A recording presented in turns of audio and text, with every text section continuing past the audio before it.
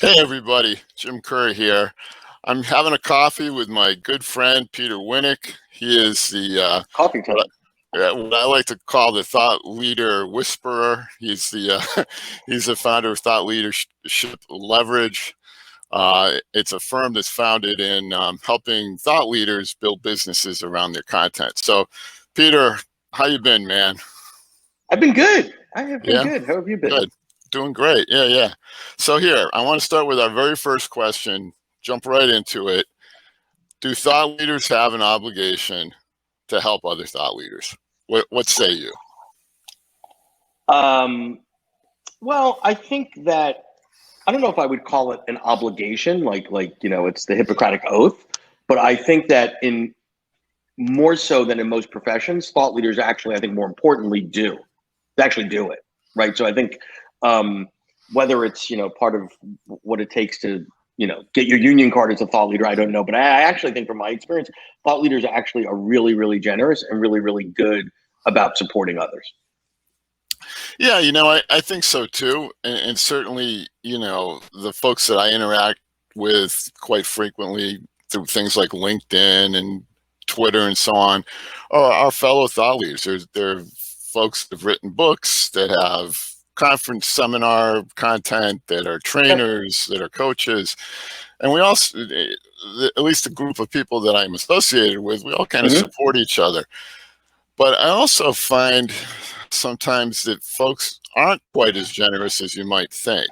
And I can recall examples where I've reached out to people and asked them for an introduction or, help me get to know this person, publisher, editor, whatever, and they're reluctant. And sometimes you wonder, where's that reluctance coming from? Well, the reluctance could come from, someone might be a jerk. That's possible. It could be a scarcity mindset. I think if you have the mindset as a thought leader of, I compete with all these other folks, I think you're missing the point. Yeah. Well, I think that's, I think that's true. I think people do feel that way. There's not enough, there's only one sheriff in this town, that kind of thing. Well, and I think the reality is that when you look at, let's take your latest book, Indispensable. So I read it. I loved it. That was authentic. Right. And I'm like, oh, it doesn't mean that I like somebody else's book less. Right. In fact, you could start doing some thinking around, well, people that like, who else would buy Indispensable? What might be the other books that they're into, right? Maybe it's Grace from John Baldoni or something. And you say, great, why don't we collaborate together? I'll cross-promote his stuff, he'll promote mine, because we're friends, because it's actually good for us, and it's actually good for our respective followers and readers. Sure.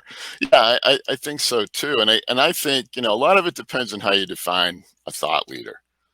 Okay, so I define a thought leader as someone who cares about and wants to contribute to the betterment of leadership thinking. Okay. It's not about selling services. It's not about even selling books or getting your articles published as much as trying to actually make a difference in this space. And I got into this, as you know, Peter, you and I go back a little ways here. I've written 500 articles, a half a dozen books. Right before the show, we were talking about, I've got book number 7, about halfway done. But I'm producing content to help people. That's my whole goal. And I think money comes along the way because, if you help people, then people will pay for that. But it's not about the money, it's about the content. And and I think everybody's got a different take on that. So for many folks, that is true. But I don't think it's a binary world. Like you could say, listen, I'm writing this next book. It's actually kind of important for me for it to be commercially successful, because there's actual cost, there's opportunity cost, etc. It might not be the primary driver, but I think you need to take it into account, because I think what I see a lot in the thought leader world is people do, phony baloney accounting, right? So if you're going to write a book, if this was a business and you were to treat yourself as an employee and say, okay, hey boss, I'd like to take 6 months of my time to do something, right? The boss is okay, well, what are you going to do? How's that going to impact us? How does that align with our business objectives, et cetera, et cetera? What are the value you're going to get from it? In your case, you've written a zillion articles and a zillion books. Have you gotten the maximum value out of all of those? Is it actually, the smartest business decision for you to go to book 7 versus saying, I'm going to spend a year extracting value from the first 6 books? Now you might say, well, from a money standpoint, it would actually be a better use of my time to spend more time, maximizing the value of Indispensable, but I still don't want to do that. Great. As long as you're doing that from a place of awareness and consciousness, that's all good. Yeah. I think you have to be deliberate with what you do and how you follow things up. The thing with absolutely. Indispensable, I think I could create a cottage industry probably around it, Right. between, conference proceedings and Sure. more articles, and the book that I'm in the midst of writing is sort of a spin-off from the the last one, and so on. So I think there's yes, you have to be deliberate on that. But I wanted to get back to kind of a comment you made at the outset, and that's about the scarcity mindset. Yeah. Because I feel like if you're a thought leader who defines thought leadership around helping other people, then you're not going to be afraid of helping a thought leader, particularly one that's maybe has a little less cachet than you do, to kind of help pull them up, because all boats rise. But if you're of the mindset, hey, I got in this racket because I got laid off from work, or I took a package, and suddenly I'm going to be a coach, or I'm going to be a consultant. I'm going to elbow out everybody else. Yeah, right. You might be a little less helpful to somebody. Yeah, and I think reputation matters, and I think that goodwill matters, and I think it's a pretty small world. There are some folks out there that are incredibly successful commercially. That's sort of the behind the scenes reputation. There's a lot of eye rolls. Then there's some other folks out there that might not be brand names or have sold 1 million copies, that people are like, that's good people. That's someone I really want to help because I believe in them. They're passionate. They don't have an ulterior motive. Their work's really good. I'm honored to do whatever. I mean, I think as human nature, we want our friends to be successful, right? We want those that we admire, care about, and respect to be successful. Where many thought leaders sort of miss the point there is, the classic thing I hear is someone will say, hey, I've got a book, it's coming out, blah, blah, blah, blah, blah. And the typical response to that from someone that admires and respects them would be, hey, that's awesome. Let me know what I can do to help. And then crickets, right? The burden is on you to say, you know what, Peter, what you can do to help me is the following. As long as it's not like, come over to my house, paint it and clean it up. Like if it's a small ask, like, would you mind maybe, sharing this on your social following the week that my book comes out? Sure, I would do that for you, Jim. Would you mind? I know that so-and-so. Could you make an introduction? I'd like to ask them for a blurb, but no one else is going to stay up late at night trying to figure out how they can help Jim. You have to stay up and say, based on who Peter is and where he sits and what he knows, what might be 2 or 3 asks, and based on the extent of our relationship, that would be appropriate for me to do. Then I'd go, geez, I could totally do that. And here's 2 other ideas I have. Right. Yeah. I mean, kind of what I've got flashed up on the screen is I really think it's a duty to promote good thinking regardless of the source. So I'm not so protective of my space that I can't share it with others. There's several. I mean, there's a group that you formed that meets on Tuesday that I'm part of. 30 odd thought leaders, and I mean odd. They're not all odd. Well, I use that word carefully, but but the reality of it is, several of them asked me to help them get published, and I did, and it was great. And they got published, and now they've got their own relationships with the editors, and they're publishing their own stuff, and I feel like there's an obligation there because these folks had something to add to the conversation.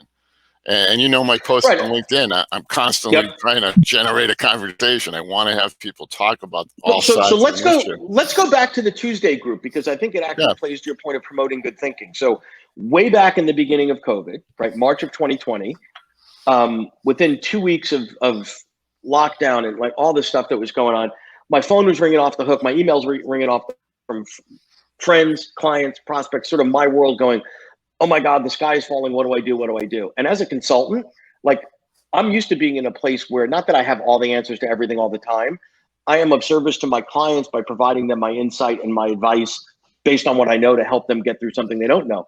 And in this case, it was like the first time I'm like, I don't know what to tell it. Like, geez, Yeah, I don't know. So, sure. so it took me a couple of nights of staying up of like, oh my God, this feels really weird. Not being able to help all these people whose hair's on fire, who just lost $1 million worth of bookings, who, don't know where the next whatever's coming from. So I said, okay, I have two things, right? I have whatever the deluxe Zoom account is for $40 a month, big deal. And I have a pretty good network.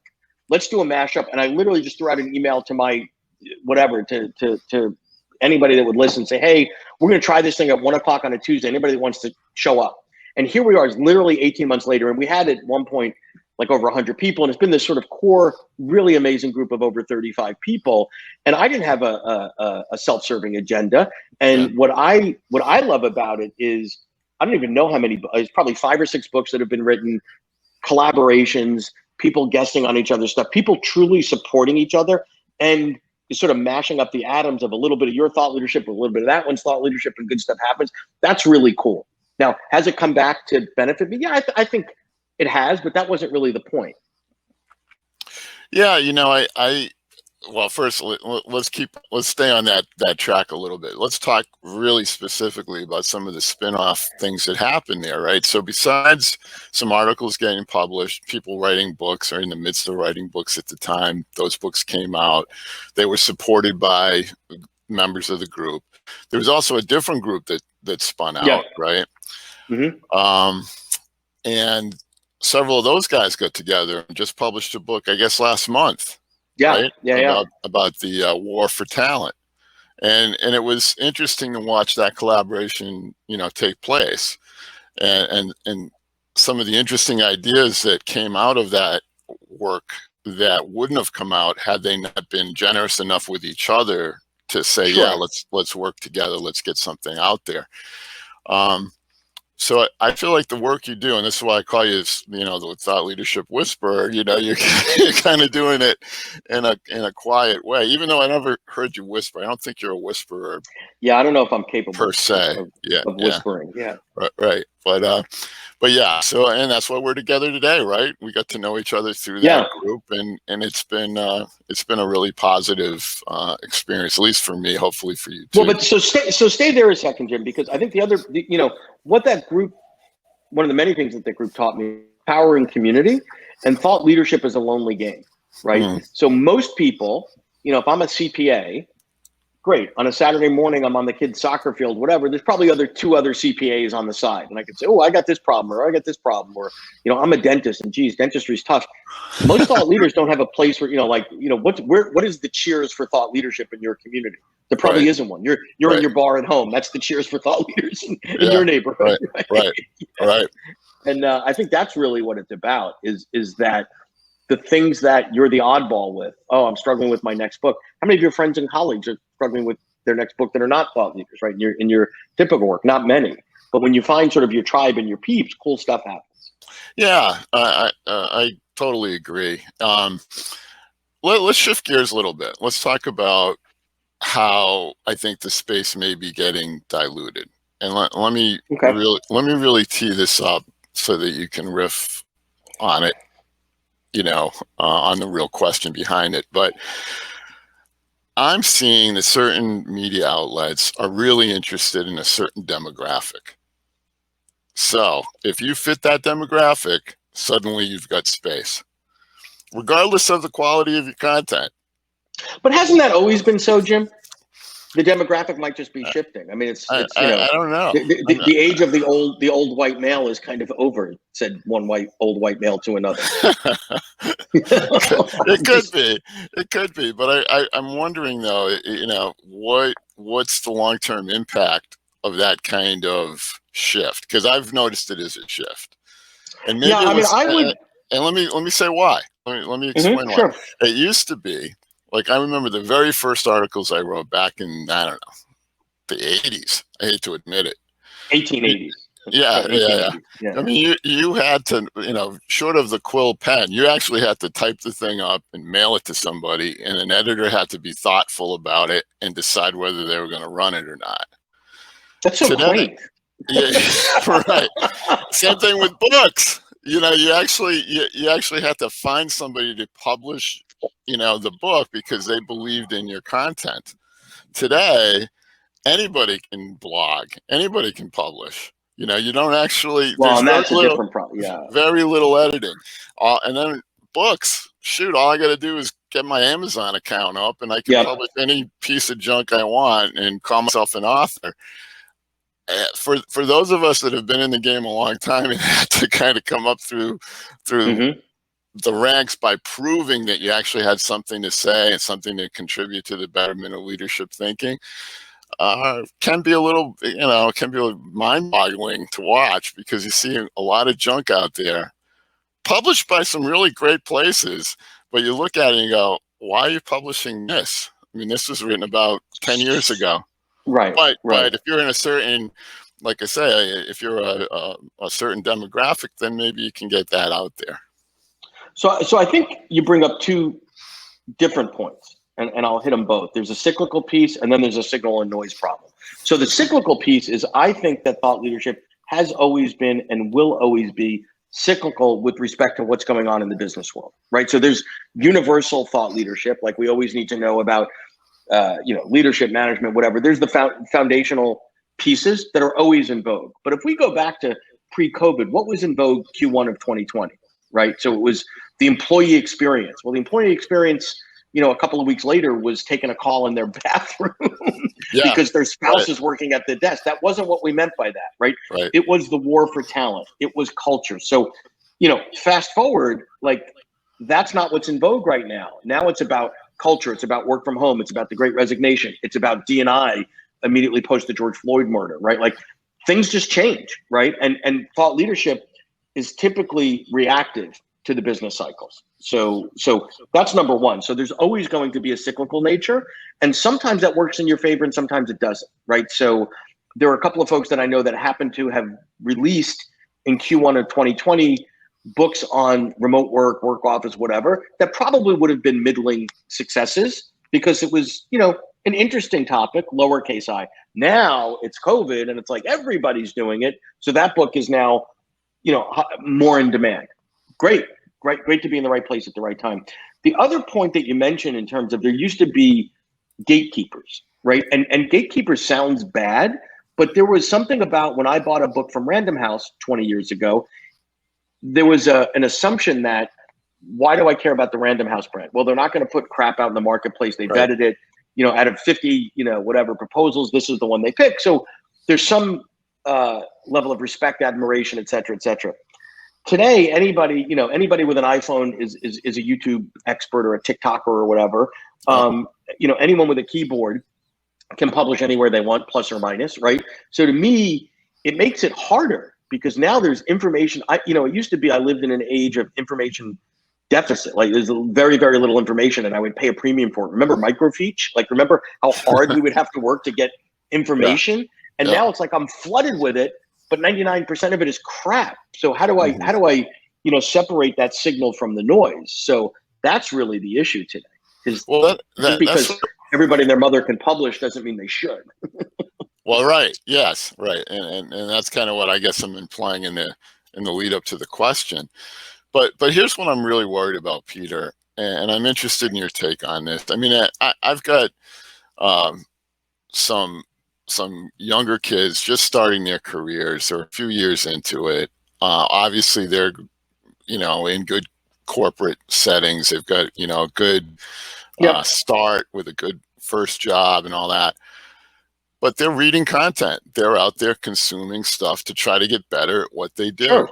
And I'm afraid that there's just so much junk out there that it's hard for them to find the stuff that really could matter to them. And of course, I don't know if I agree with that. I would say okay. if they're smart enough to know, they should be smart enough to know. Meaning, I love having conversations with folks, and they come up with some ridiculous, nonsensical, non-facts based statement. I'm like, oh, where'd you get that from? Oh, I read it. Where'd you read it? Online. Okay, well, that's online is not a place, right? So what does that mean? Was that your drunk cousin Louie's blog? Like, what do I care about drunk cousin? Like, where it came from?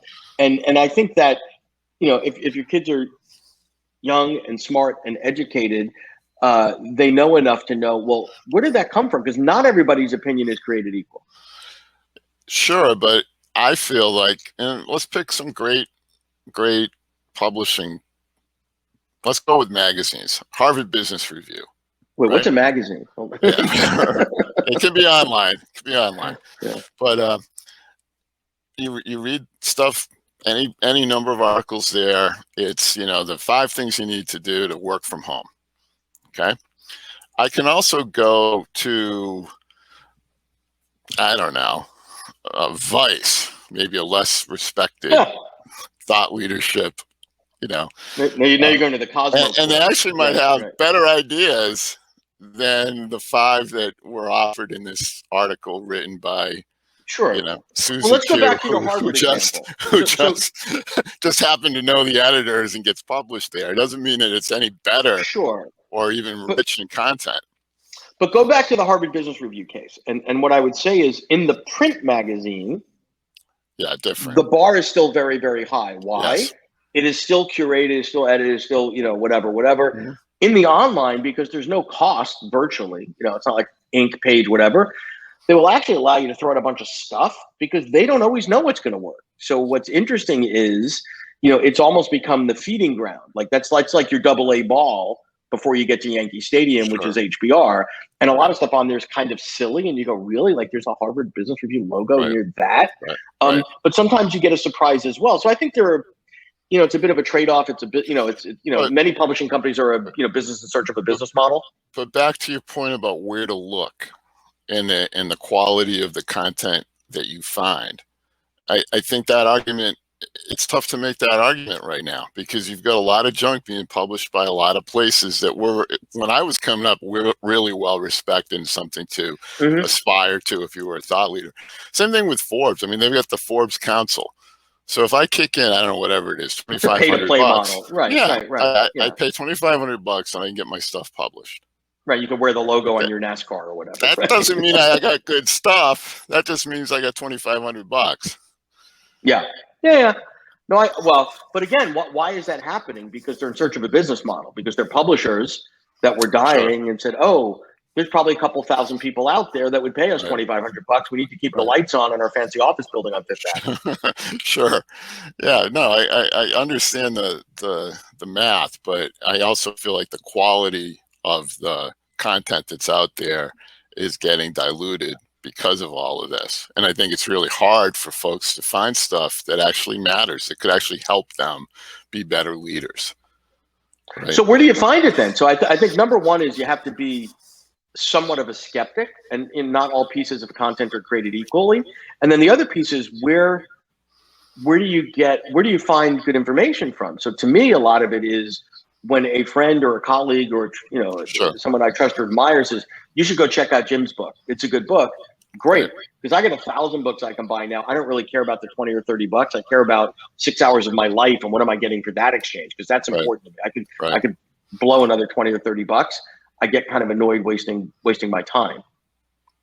Yeah, I mean, I think that's right. And it's back to sort of that first question. Do we as thought leaders have an obligation to help other thought leaders break through? I mean, to me, the answer is a clear yes. And I'll go so far as to say I think it's a duty if we're truly thought leaders, not if we're about trying to make money selling stuff, But if it's really about trying to help other people be a better leader, get good ideas for them to contemplate and make their own, then I think it's our duty to do that. It's not, it's not all boats float.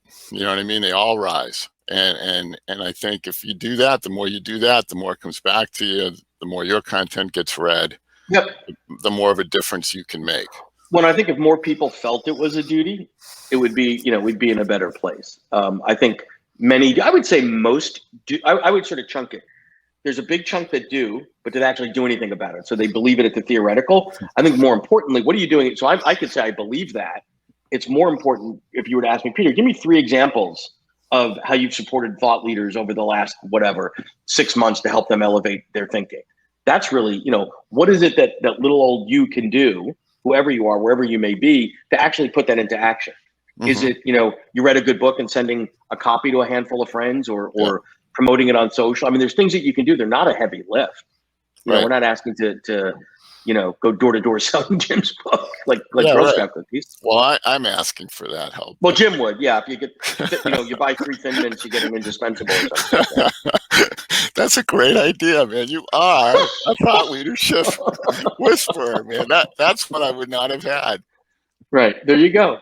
Yeah. Now I'm worried my door's gonna ring, and I'm gonna be buying Thin Mints. And I gotta buy boxes of candy and see if I can peddle those. All right, so here's a little bit of a different twist, and I don't want to get off of the quality of the content, because I will tell you, I wrote for a magazine that published an article not once but twice, quoting the same research that claimed some meaning in the way one hangs their toilet paper in their bathrooms. 2 different articles. That's not true. Two different. I don't know if it's true or not, but come on. If I'm looking to figure out how to solve how this is that problem, thought leadership? I don't know, but a major magazine published it twice, and one of their staff writers wrote it the first time, and one of their contributors quoted the same content and so on about, I don't know, 3 or 4 months later. So 2 pieces. Well, just to end this chicken and egg debate. So number one, let's just end the chicken and egg debate forward here. Or backwards, Peter? It's forward, and I'll tell you why. And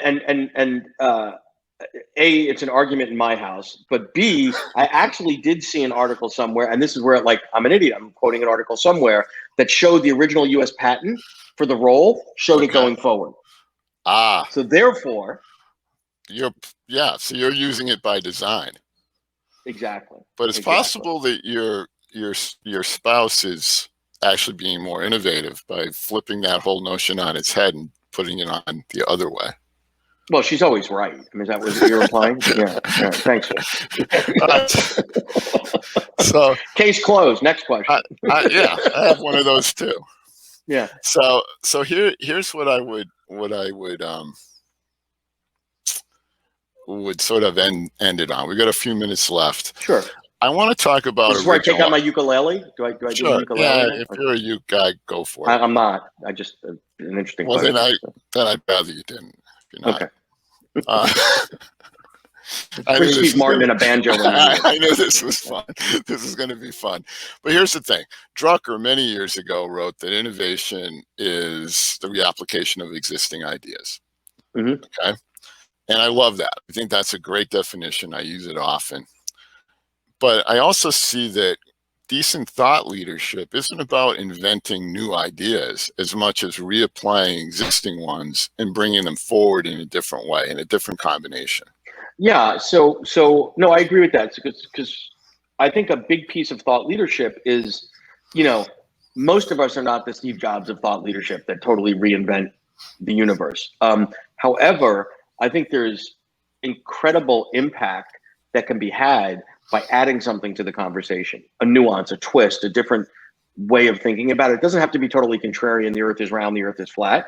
But if you can add to the conversation, be that leadership, management, resilience, creativity, innovation, whatever, just a little something, that's the fulcrum on the lever. That's where big stuff could happen.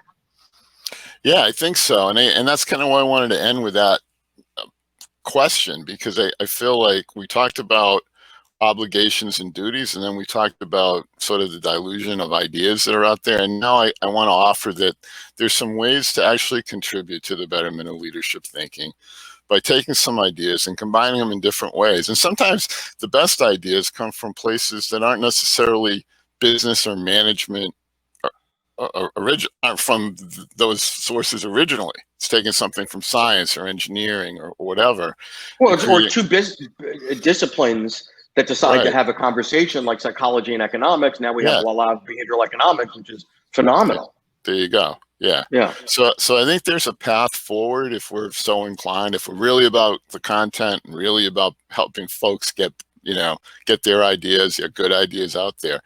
Then I think the formula can easily be take good ideas and combine them in new ways and create something sort of whole cloth out of that, Yeah, and I think it's easy to be myopic accidentally. right? So when was the last time you got out of your comfort zone and had a conversation with a glass blower or a hipster or a vegan or whatever, something that's Right. different from your world? Yeah. Like interesting things happen from that. Yeah. Doesn't mean you have to totally agree with all of their perspectives or their worldviews or their mindsets, but Right. the process of, being a little bit introspective is pretty cool. Yeah, I think so. And I think that's, that's where the fun is, and Yeah. I do, to your point, I do go out there and try to talk to people that are different than I am, because I find that they're a great inspiration and a great source of ideas that I wouldn't otherwise have. Right. So talking to the vegan might actually, that's a really interesting I never thought of that before. Mm-hmm. But hey, look, I've got to fill up. My coffee's out, as you probably noticed. I'm drinking it, more than I should, but it's time for another cup. Before I go, I want to say thanks, Peter, for your time. It was a great conversation, a lot of fun. I knew you were going to help get this topic out there, so thanks for that. Oh, my pleasure. And hey, our next episode is September 3rd. I've got Peter Falcone, who's a well-known Hollywood CHRO leadership author. And our question is going to be this, and this will be a good one for you too, Peter. I'd be interested in your answer at some point. Is the war for talent fake news? Wow.